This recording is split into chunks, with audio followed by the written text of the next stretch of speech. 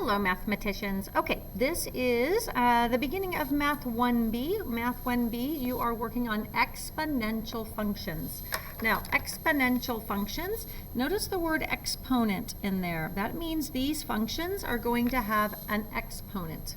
So let's go ahead and take a look at a few of our vocabulary words. An exponential function, go ahead and say that. Exponential function is a function in the form of f of x, that's how we say that, f of x equals b to the x power. Now this is a general function. Notice that there are no numbers in it yet. As we work on exponential functions, we will substitute values in for these variables. Now, in order to have an exponential function, this value for b has to be larger than 0. So it can't be 0, it can't be -1, it can't be -10. It has to be a number, a value that is greater than 0. So we'll talk more about this. This is the main piece that we will be looking at as we work with our exponential functions. Now, the next word is a funny looking word. It's an asymptote. Go ahead and say that, asymptote. Now, an asymptote is a line that is graphed, that a graphed function approaches but never touches.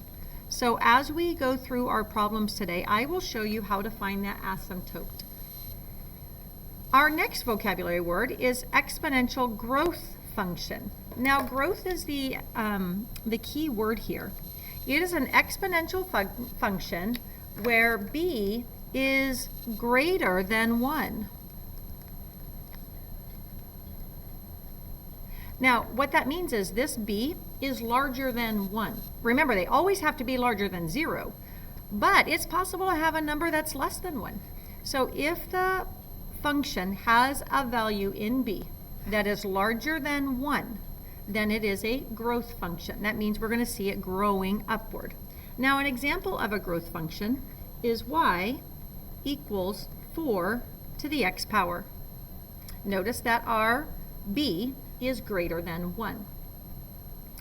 That leads us to exponential decay function.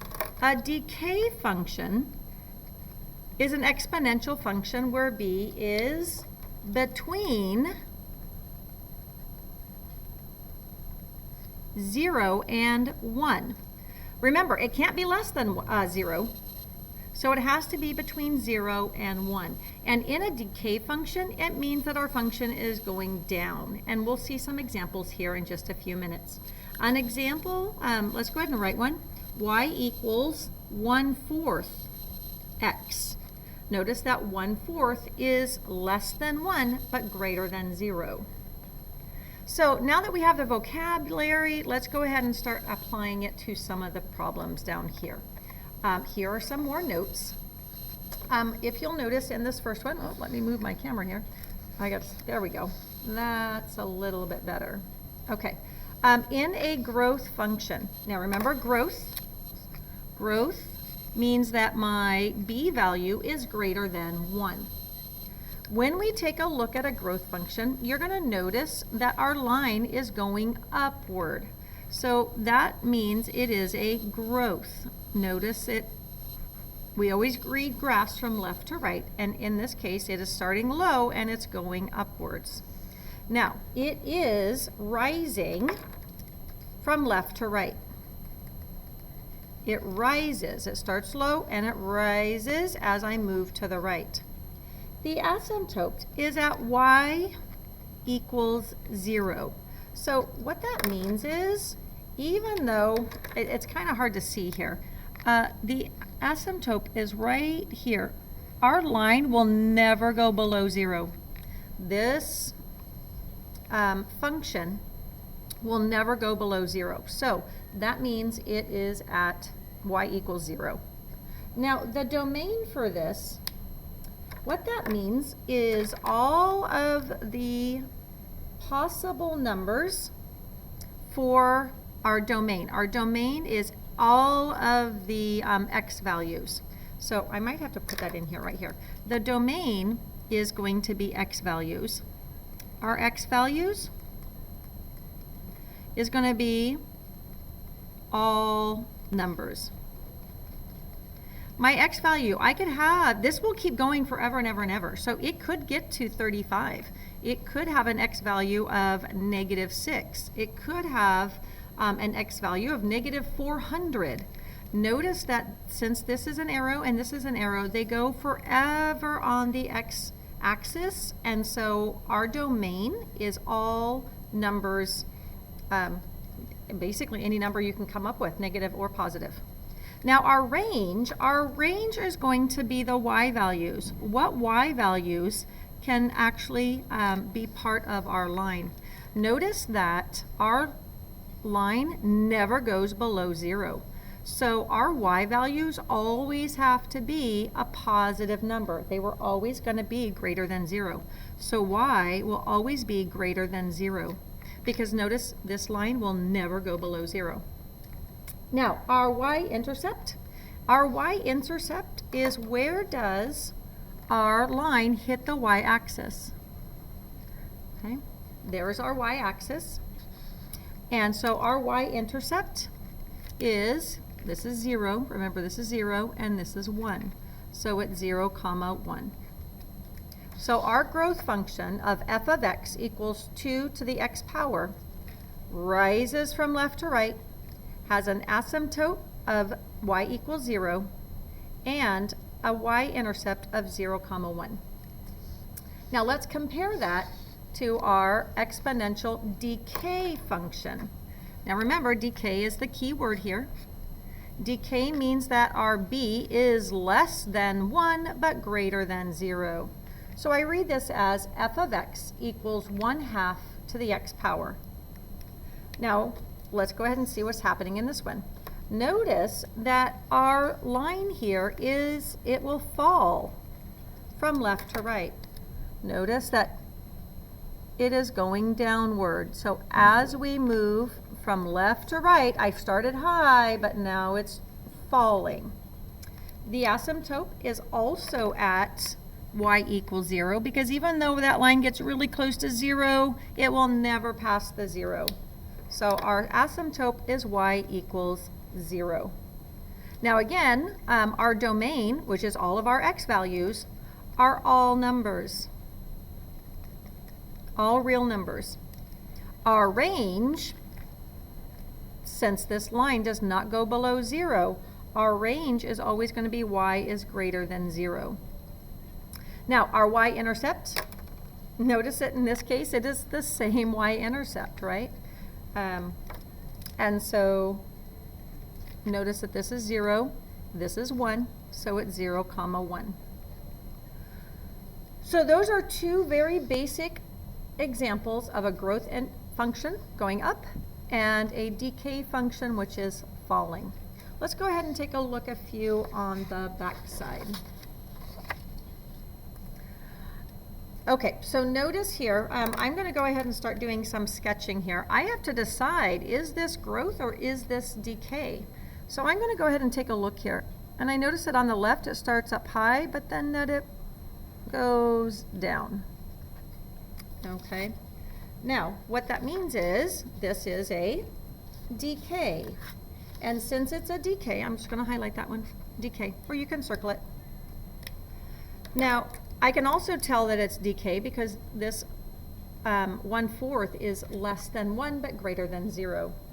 Now again, my asymptote is at 0. It doesn't pass the 0, so I'm going to put y equals 0. And since it always stays above our domain. Our domain, it can be actually all x values, because notice it's going to go forever in this direction. It's going to go forever in this direction. So every value for x can be a real number. So all real numbers. Our range, though, notice that it always is going to stay above that asymptote. So it's always going to be greater than 0. So our range is, greater than 0. And in this case, our y-intercept is again 0, 1.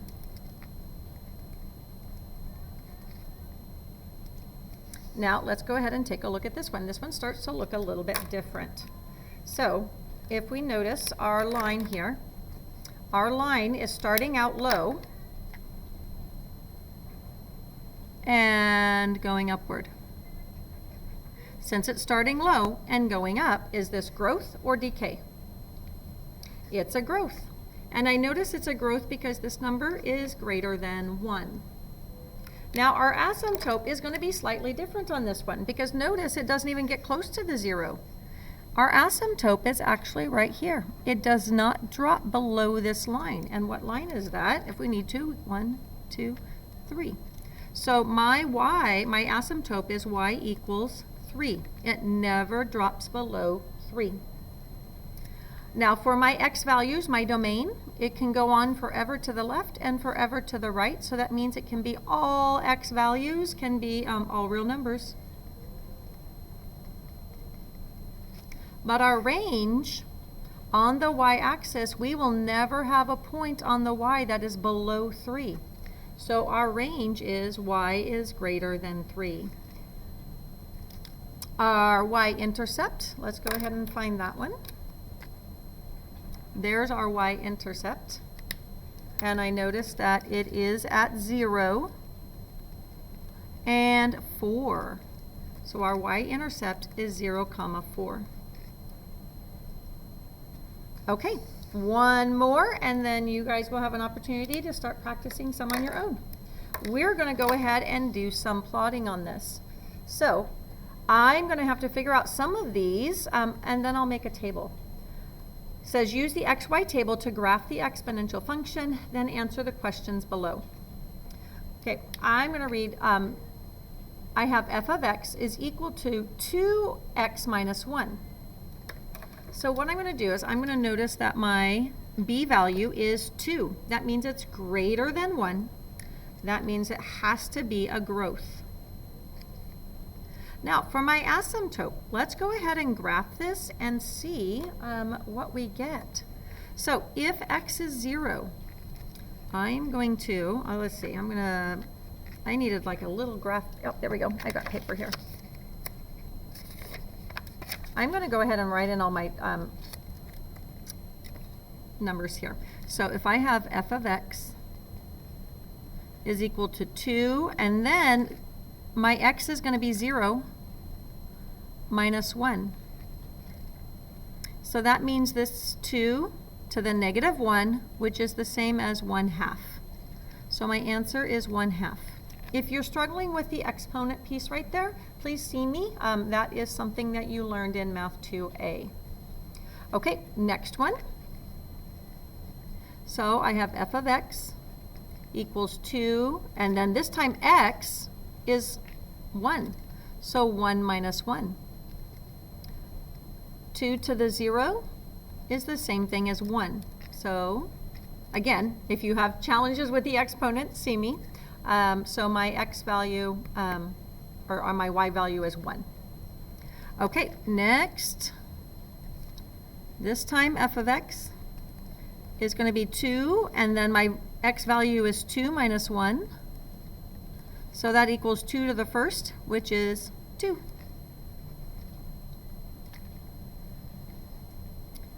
Then my f of x,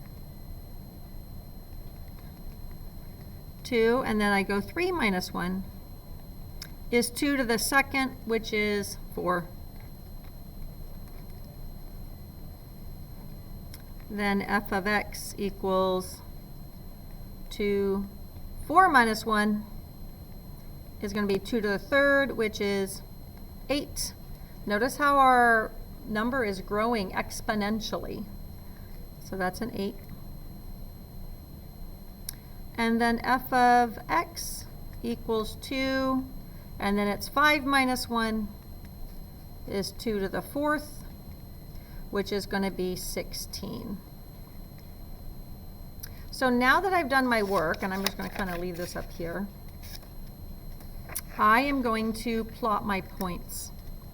0 and 1/2, so I'm 0 and 1/2, so there's my point. 1 comma 1,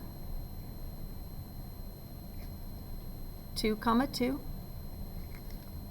3 comma 4, 4 comma 8, and 5 comma 16. Okay, so you can kind of see that this is going to be a growth function.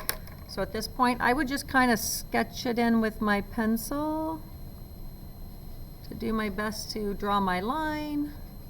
There we go. And this tells me my asymptote right here is going to be at 0. It's never going to drop below 0. Notice it gets close to 0, but it won't ever actually touch 0. So my asymptote is y equals 0. My domain, notice it can be every single x value again. So it is going to be all real numbers. My range, well, it's never going to go below 0. So y has to be greater than 0. And finally, my y-intercept is actually right here. Since this is when x is 0, that's your y-intercept, right? When x is 0. So that actually tells me it right there. It is 0 comma 1/2. Okay, and that is it for notes. You do have a practice page. If you need more support, just let me know.